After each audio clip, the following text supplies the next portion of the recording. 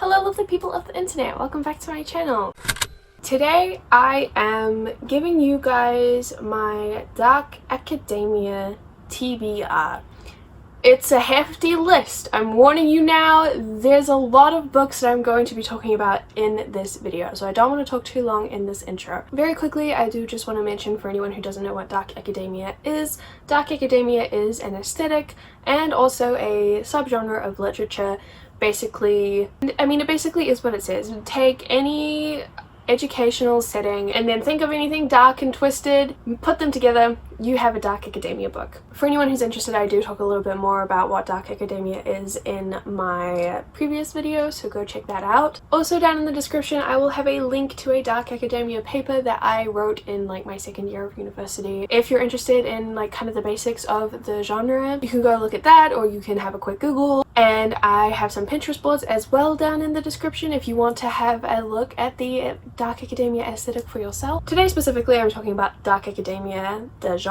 Personally, I love Dark Academia as a genre. Oh my gosh, I think it's like one of my favorites, my all-time favorites. I find it absolutely riveting, and there are so many books that I want to read that are very Dark Academia-esque or give off Dark Academia vibes. So let's just begin, starting with a book that I have seen the movie for, and when I tell you that this movie never fails to make me cry. Absolutely, if you want a movie that will break your heart and make you sob like a little bitch, Never Let Me Go is the movie for you. And Never Let Me Go is actually a book. Kazuo Ishiguro is a Nobel Prize winner, and I have read none of his work, but I am absolutely dying to read Never Let Me Go, mainly because the movie is just so good.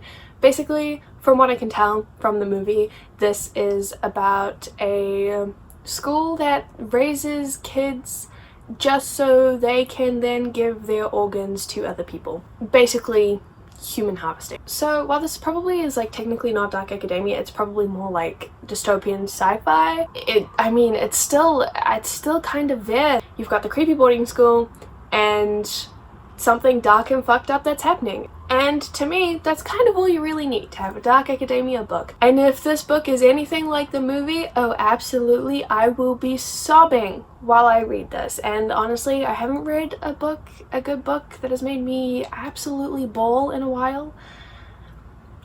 Could be the first one that I end up picking up because boy, I think this will just be an incredible read. Absolutely am dying to get to this. I feel like I should say that these books are all in a very random order. Like, this isn't in the order that I really want to get to these. This is just, I went through my TBR and picked out like the Dark Academia books saw along the way. And the next one that I want to talk about, I'm not actually sure if it kind of is Dark Academia, but Kafka on the Shore by Haruki Murakami. Murakami is, I've read a few of his books. He's kind of like, in my mind, a staple of just like books in general. Like, I feel like everyone should read at least one Murakami book in their lifetime. I don't think he's necessarily like the best like author that has ever existed from what I read, but I think his book is good. From what I can tell, Kafka on the Shore is like more magical realism than Dark Academia in any way. I don't even think there's like a school kind of aspect to this. From what I can tell, this is about a boy and a relationship that he has with an older woman. Not like a relationship, but like a friendship. They have a friendship, or they have like they find each other in life. And I mean, if it's anything like Murakami's other works that I've read, it's going to be a little bit psychologically weird. It's going to be a little fantastical, potentially a little bit mythical. And I feel like I've seen someone say somewhere that this is like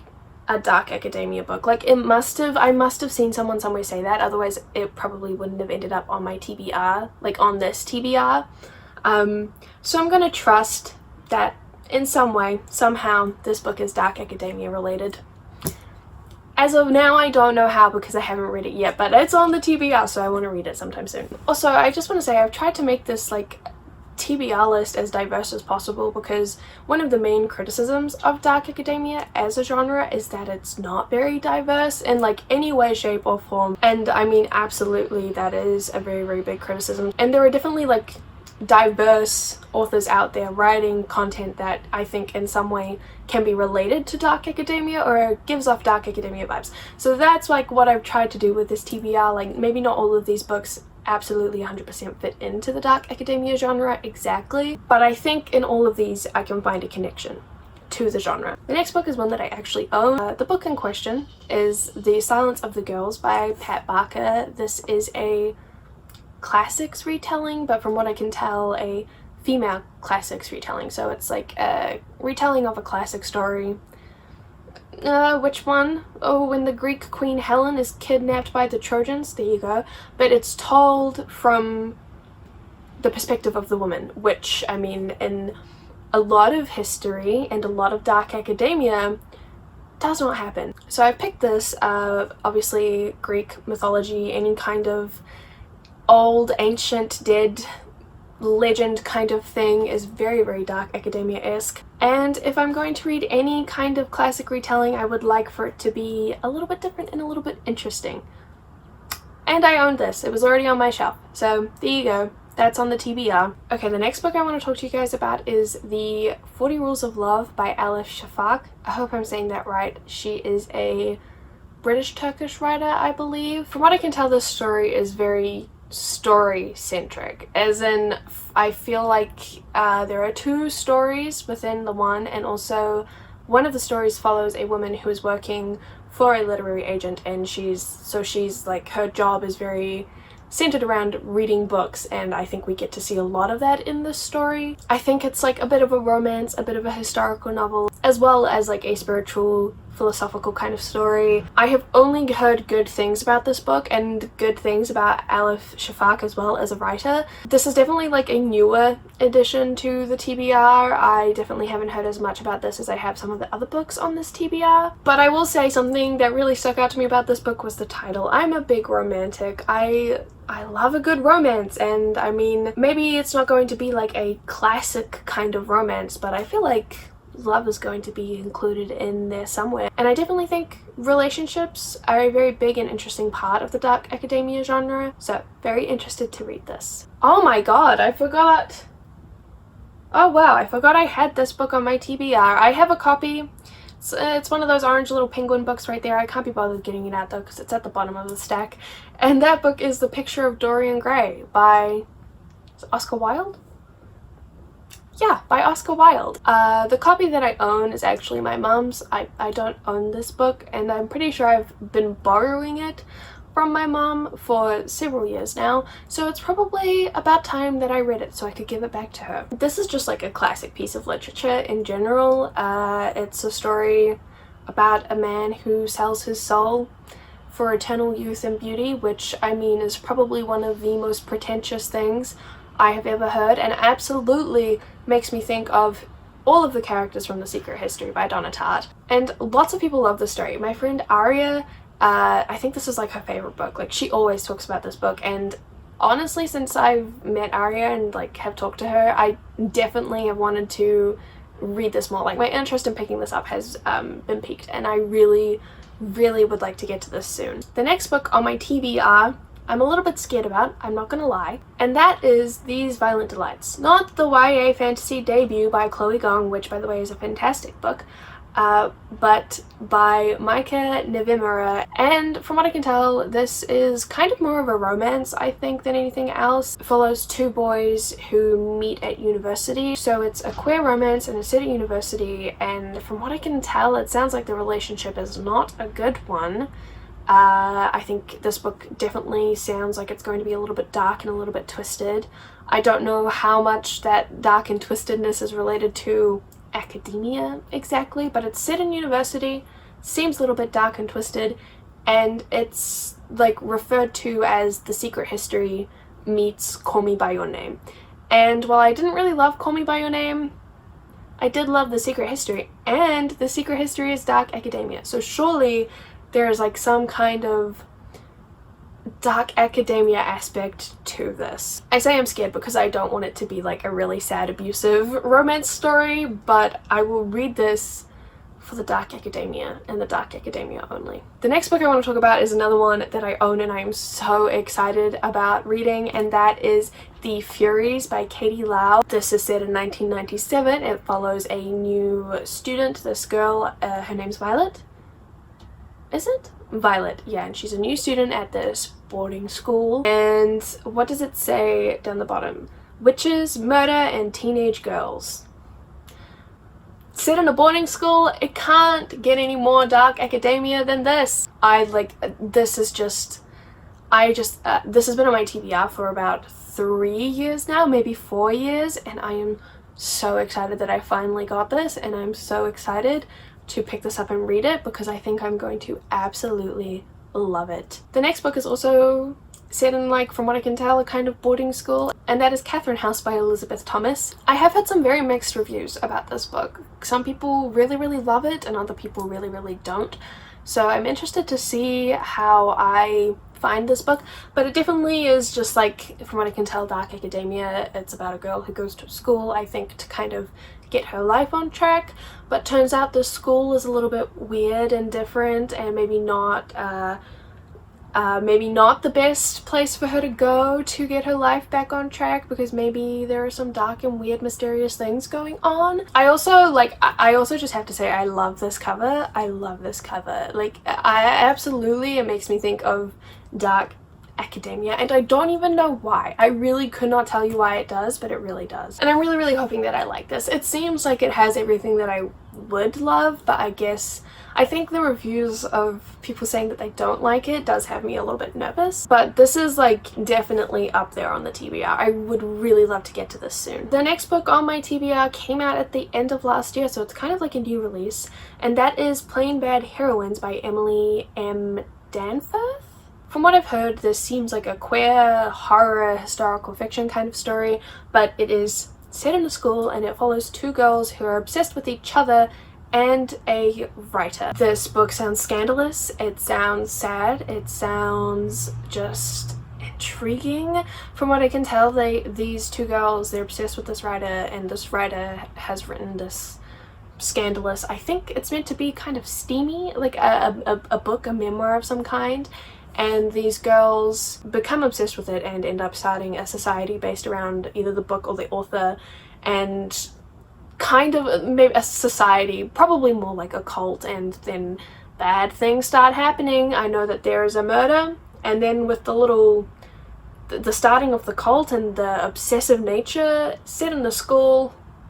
The next book I want to talk about is The Once Future Witches by Alex E. Harrow, and from what I can tell, this is like a feminist historical fiction story about the suffragettes, but also, from what I can tell, something to do with witches, because it's literally in the title. The Future Witches. I'm assuming that there's either going to be a group of witches in this story. I'm definitely interested to see if it's like practicing witchcraft kind of witches, or if it is, because it is a feminist book, if it's going to be more like just like witches are just any woman who wants to vote. But from what I can tell, this story is centered around three sisters. It is set in Salem in like the 1800s, and they're from Salem. It's like set in Salem and it's in the 1800s, so maybe it is like the Salem witch trials, and maybe it isn't actually witches, but maybe they are actually witches. I don't know. Either way, I love a good story about witches, whether that is a commentary on sexism or if it's like actual practicing witchcraft. So I think this book is going to be very interesting. I am unsure how it is going to be related to dark academia. As of this point, I do not know. Maybe there is like also like a teaching kind of aspect to it. We'll just have to see. I am just like genuinely excited for this book, and so if it's also related to dark academia, the better. The next book I want to talk about is Perennicy. Perennicy by Suzanne Clark, from what I can tell, is meant to be like a mythology kind of story about a man who lives in a house, but the house is not like a house, like a normal house, it's a magical kind of house. But because it's like a mythological kind of book, I figured there would probably be like some connection to dark academia in some way. I'm also like very intrigued by the concept of this house that is not a house but is a house.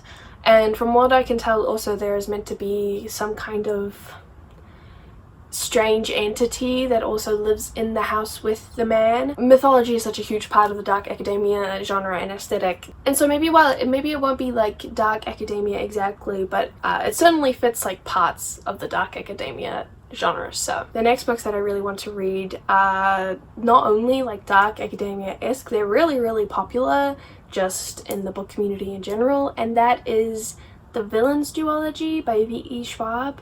I think it's The Villain's Duology. There might be another book coming out, but the two books are Vicious and Vengeful, and from what I can tell, these books follow two college students who are close in some way, roommates, friends, lovers, I don't know, and they start doing these experiments to do with magic, something to do with finding out if people could have abilities like superpowers in some way.